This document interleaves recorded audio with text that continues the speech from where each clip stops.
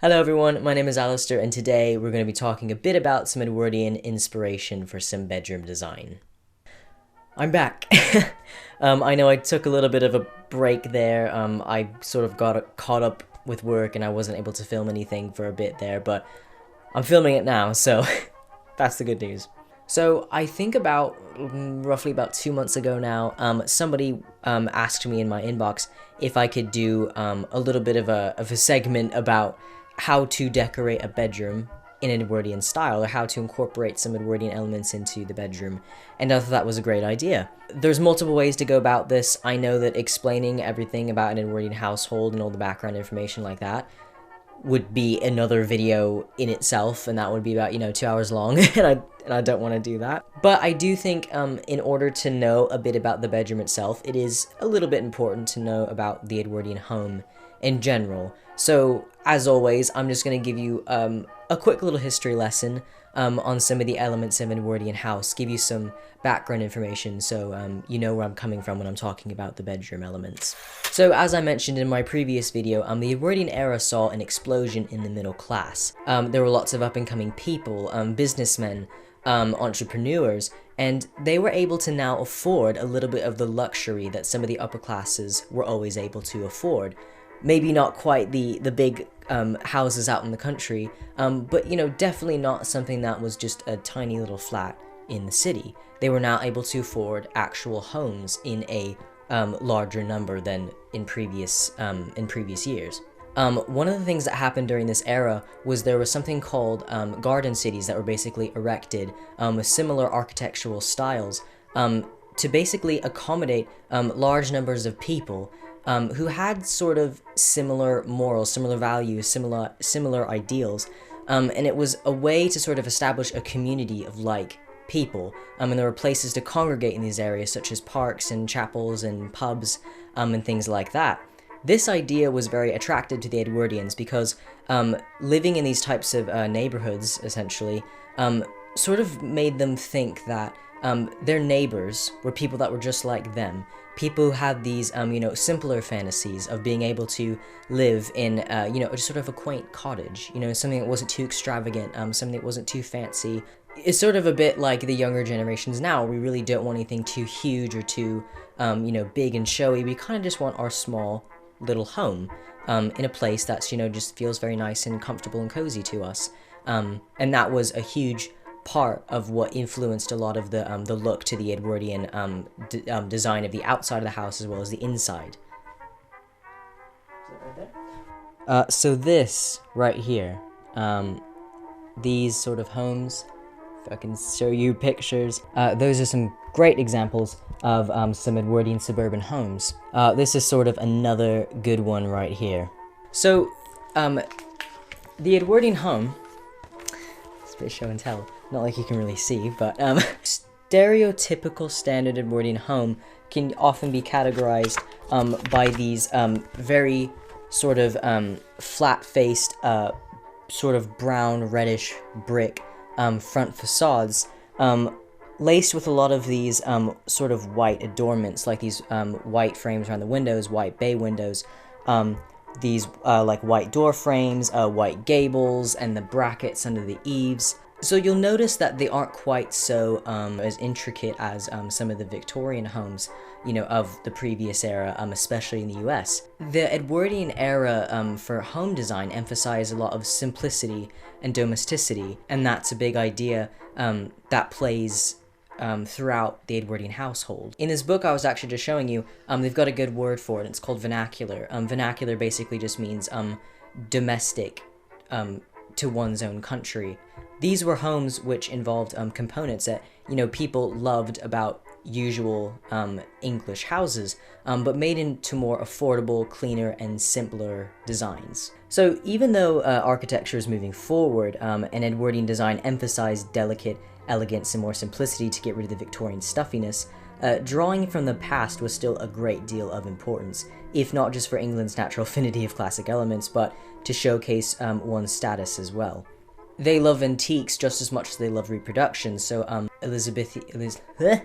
Queen Anne, Elizabethan, Jacobean furniture styles were often still seen in the house, as well as some 18th century reproductions of things like picture frames and mirrors. Even Art Nouveau, which was the emerging art style at the time, brought a lot of florals and nature-inspired, almost whimsical additions to homes in both decoration and construction, with stained glass accents, wallpaper, artwork, and even wood carvings on the home itself.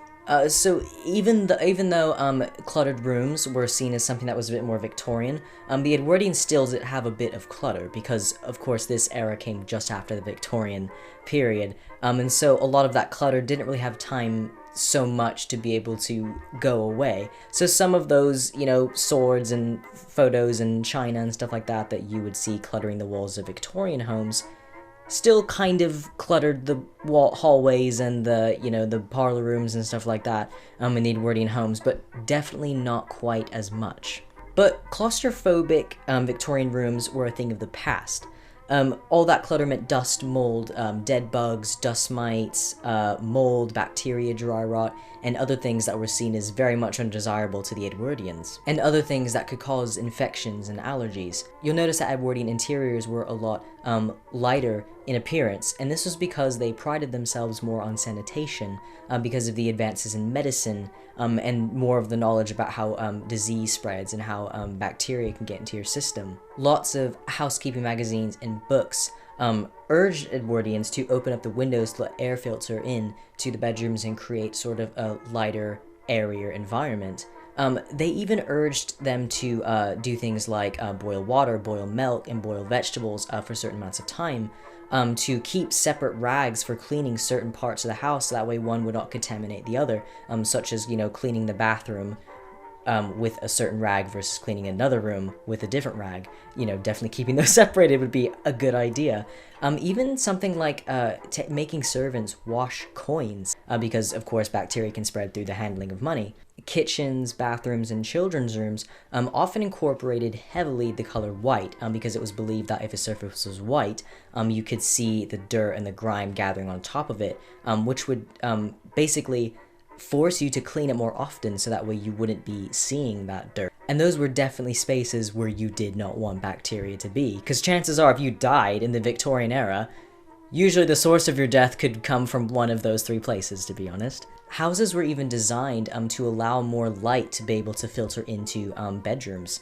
There were even certain walls that were actually taken out completely to create a more open airflow between bedrooms, rather than having these, tiny stuffed up bedrooms placed throughout the house. It was a lot more open. Wood furniture becomes lighter, fabrics and wallpaper become lighter and floral or delicately patterned.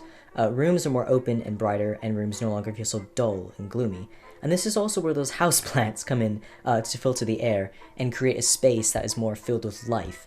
And incidentally, the lighter rooms also created an environment for those plants to thrive as well. Also, in case any of you were wondering what book those images came from, I'm going to be pulling from a book called Edwardian House Style. And this was a book written by Hilary Hockman. It's a very good book that sort of gives you this overview of the Edwardian house. Very visual. It literally gives you visuals for almost everything in the house, down to the door hinges. So, with that out of the way, this is my bedroom.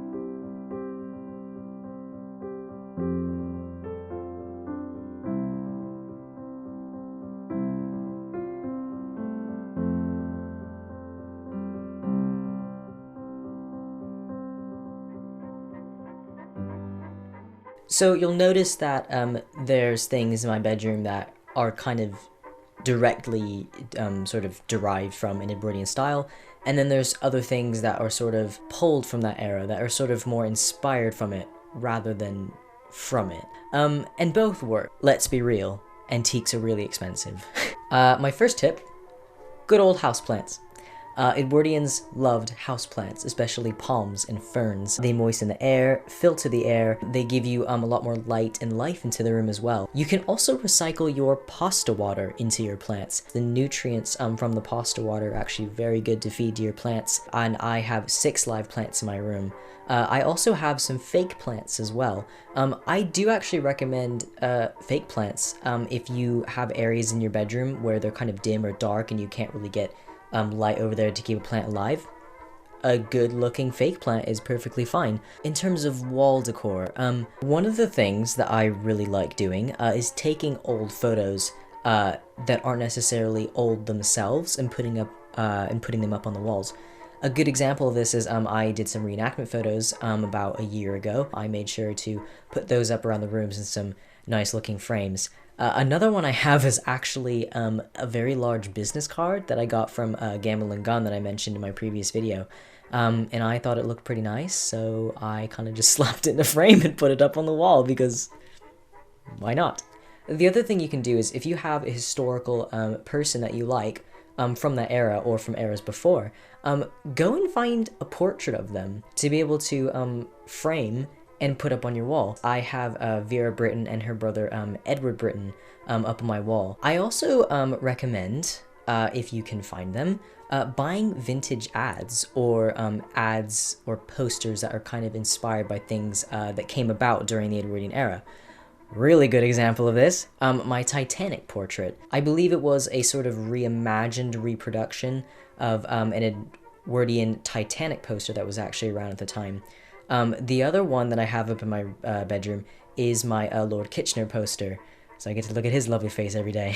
This would have been something that soldiers enlisting in World War I would have definitely seen at the time. If you have any sort of old family photos that are actual old photos, those are some things that are also definitely good to put up as well. I have a photo set that's kind of in the background of me that was put together in the 80s, but the photographs in them are all original. I've also got a little folding portrait in very good condition from the late 19th century that is sitting up on my above my entertainment center there. And then behind that I have a parlor photo of a random boy that I found in an antique shop that I thought would be kind of a nice addition to my bedroom. Edwardians like to have those 18th century mimicking frames for portraits or for mirrors up on their walls. Mirrors can sort of give the illusion that an area is bigger than it actually is.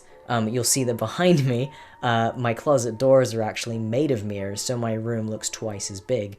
But if you honestly can just get any sort of size of mirror and being able to angle it out into the bedroom, you can give yourself a little bit of added space and openness that those Edwardians liked. I have some old Da Vinci sketches in a shadow box, and I actually got that from IKEA. But things like old sketches, poetry, music pages, stuff like that can sort of be haphazardly, creatively put on the wall. Neat, but lived in. Old books. I love old books. There were literally entire rooms, obviously, dedicated to books during the Edwardian era. In previous eras, they're called libraries or studies. If you have a bunch of old books that you'd like to display, or if you'd like to find more old books to display, perfect addition to any bedroom.